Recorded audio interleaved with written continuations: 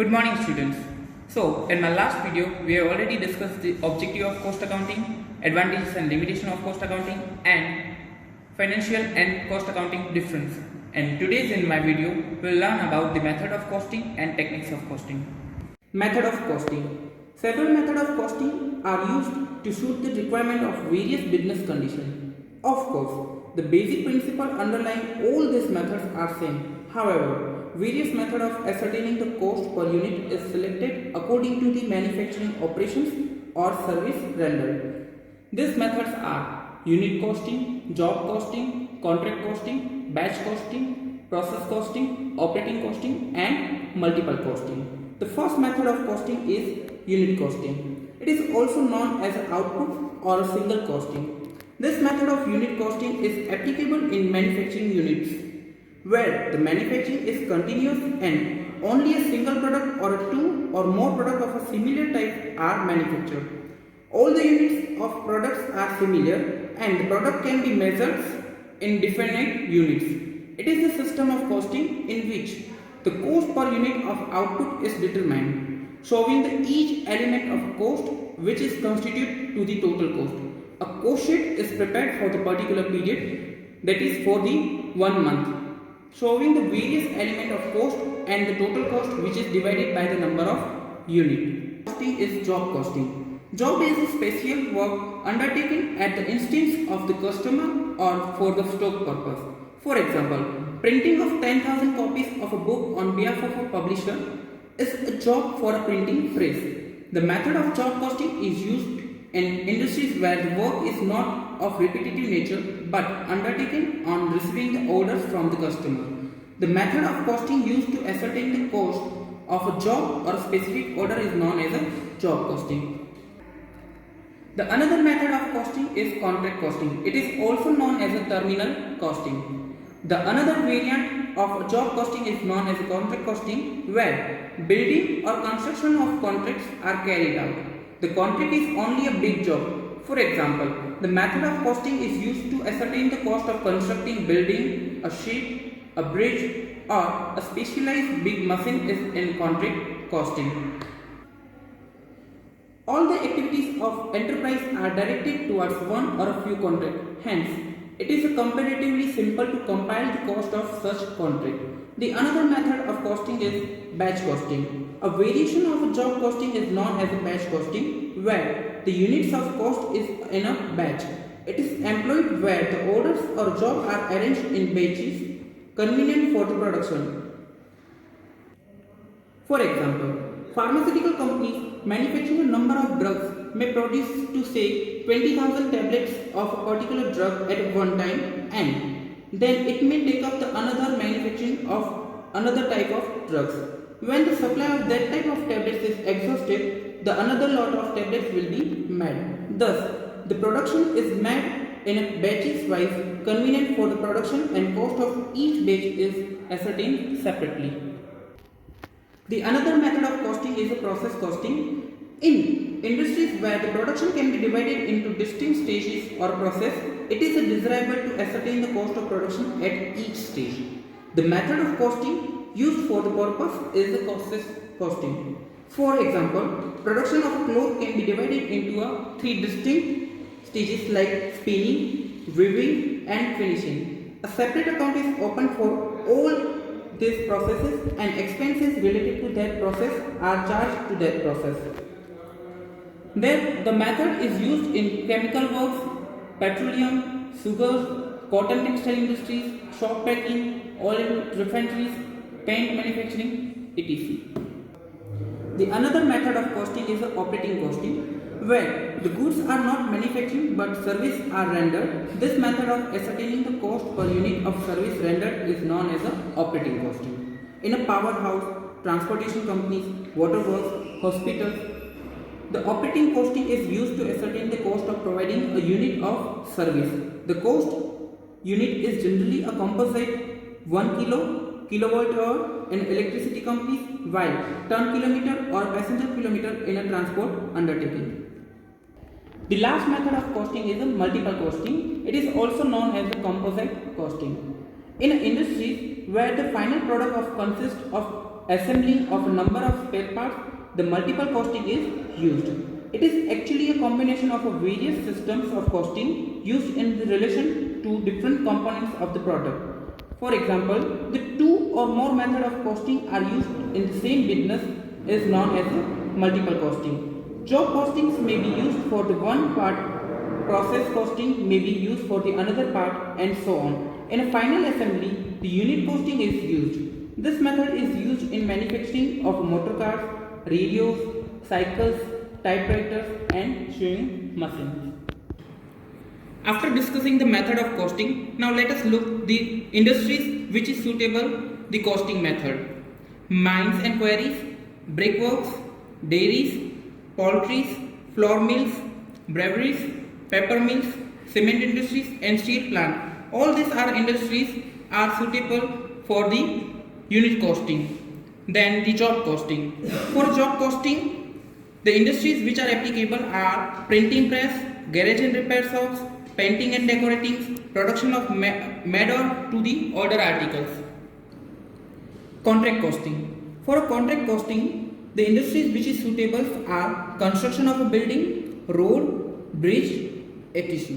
Then shipping industries are also applicable to using the contract costing. Manufacturing of a large and complicated machine are also using the method for costing as a contract costing. Batch costing. The pharmaceutical industries, hardware making like bolts, nuts and screws, they are also using the batch costing for their costing method. Then the bicycle parts are also applicable to using the batch costing method. Then the process costing. For the process costing, the industries using this kind of method that are chemical works, oil refineries, paint manufacturing, textile industries, soap works, confectionery and sugar mills. All these industries using the process costing. Then for a railway, road transportation, electricity companies, water supply companies, gas supply companies, hospital, hotels, banking and insurance. All these industries are using costing as an operating costing method. The last method is the multiple costing. It is also known as a composite costing, and the industries which is applicable to using the multiple costings are automobiles industries, bicycle making industries, radio and television making industries, sewing machine making industries and typewriter making industries. After discussing the method and the name of industries which are applicable to that, now let us look at to the industries and the unit of cost ascertainment. For a paper mills, the unit cost is per kg of paper. For a brickworks, it is measured in the unit cost as a per 1000 bricks. For a chemical industries, per liter or per kg or per gallon is the unit cost for the measurement.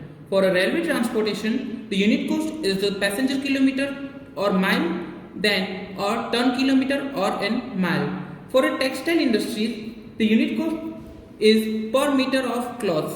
For a mining industries, per ton of minerals. For a cement industries, the unit cost is per ton of cement or per bag of cement. For a breweries, per barrel of wine or beer or per liter of wine is a cost unit. For a flour mill, per kg of flour or per quintal of flour is the unit cost measurement. For the electricity industries, per kilowatt hour is a measurement as a unit cost. For a hotel industries, per bed or per room wise unit cost is a measurement. There are certain other costing techniques used for the guidance of a management in decision making or controlling the cost. These techniques can be used along with any of the above costing method. Some of these techniques are uniform costing, historical costing, standard costing and marginal costing. The first costing techniques is uniform costing, where several undertakings of the same industries use the same costing principle and practices. They are said to employ the uniform costing. A chamber of commerce or a trade association may lay down the costing practices to be followed by all its members. The member supplies their costing data to the association without disclosing their identity. Such data proves extremely useful for the interfirm comparison. For making representation before the government, this method is discussed in the detail. Then the another method is historical costing, where that the costs are ascertaining after they are already incurred, this method is termed as the historical cost. It is so named because the costs which have already been incurred are determined. For example, cost of production per unit produced in January is ascertained in the February under this historical cost. The another method is the standard costing. This is not the distinct method of costing, but this technique is used for the controlling the cost. Cost is predetermined for the each element of the cost, and then actual costs are compared with this standard cost. The difference, if any, is ascertained and the reason therefore are determined so that management can take a corrective action. The cost of element of cost is predetermined on the basis of previous record and scientific forecast. The last technique of costing is marginal costing. The marginal costing is the variable cost including the fixed overhead, which arise only when the production are continuous. It includes the cost of direct material, direct wages, direct expenses and other variable overhead expenses. The technique of costing, which is concerned with the cost determination in the terms of only a variable items of expenses, is termed as a marginal costing. It only includes the variable items. It means that ascertainment of a marginal cost and of effects on the profit of changes in the volume and type of output is by determining the difference between the fixed cost and the variable cost. The fixed cost overhead are excluded from the total cost on the ground that when the level of output goes on varying, the inclusion of a fixed overhead would give a misleading result. Hence, it is the important method of providing the information to the management for the decision making. After explaining the techniques of costing, now let us look at to the element of cost. Those expenses which are included in the total cost of a production manufacturing are called as an element of cost. They are into such elements which is direct cost and indirect cost. Direct expenses may be subdivided into direct material, direct labor and direct expenses, while in indirect cost there is factory overhead, administrative overhead and selling and distribution overhead. Direct expenses. Direct expenses are those which can be conveniently charged directly to the specific cost unit. That is, timber used in making wooden furniture, which is paid to the carpenter who makes the wooden furniture, are the example of direct cost. And in indirect costs, like indirect expenses are those expenses which cannot be charged directly on the cost unit. For example, factory rent is indirect expenditure as it is not incurred for the particular product or job, but it related to all the products manufactured or job executed in factory. Direct expenses. In a direct expenses, it is direct material, direct labor and other direct expenses. The first one is direct material. It is the material of which article is made and which can be charged directly to a specific cost unit. Direct material is all the materials that becomes a part of the product, the cost of which is directly charged as a part of prime cost. In other words, we can say it like it is the material which can be measured and charged directly to the cost of product. The timber used in making wooden furniture, the leather used in making the shoes, cotton yarn used in manufacturing cotton clothes are the example of direct material. Moreover, the certain expenses which are also included in direct material are imported duties, dock charges which are added in original invoices. The another is direct labor. It is the labor which is used for the manufacturing of a specific article, process, job or contract and which may be measured and charged to a particular unit. Which is paid to the carpenter preparing furniture, which is paid to the shoemaker making shoes or which is paid to the weaver weaving the clothes are the example of direct labor. The another is direct expenses or other direct expenses. It includes any expenditure other than the direct material and direct labor incurred on specific cost unit. It includes the hire of special tools or equipment for the particular order or a product, cost of a special design work or models, experimental cost of any particular orders, in construction of a building or road, cost of a special plants and tools, then the cost of preparing the plan or design or maps are the direct expenses which can be charged directly to the cost of the building or road. So this were the direct cost, in which we have already discussed the direct material, direct labor and other direct expenses. Now let us discuss the indirect cost. Indirect cost. In indirect cost, it is mainly divided in factory overhead, administrative overhead and selling and distribution overhead. The factory or work overhead, they include all the indirect expenses incurred within the four walls of the factories and which are connected with the manufacturing of a product.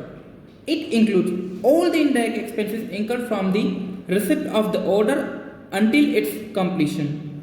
When it is ready for the dispatch, the cost of indirect material is included in a factory overhead. For example, cotton waste, oil of a running machinery, belts are similarly indirect wages paid to the who indirectly help for the production are also included in a factory overhead. Then the office or administrative overhead. These are the expenses incurred outside the factories in administration and management of undertakings. They include office rent, rates, insurance, lighting, salary to the clerical and administrative staff, printing and stationery, postage and telegram, legal expenses or legal charges, then audit fees, depreciation of an office building and furniture. So this were the example of the office or administrative overhead. Then the selling and distribution overhead. Selling overhead are those incurred for the sorting and securing the orders and on the effort to find and retain the customer. They include the various expenses for creating, maintaining and increasing the demand of the goods or product. For example, sales office salary, rents, rates and insurance, lighting, salary to the salesman, traveling and conveyance charges, advertisement expenses, showroom expenses, commission on sales, discount allowed, bad debts, sales after services. All these expenses are the example of selling and distribution overhead.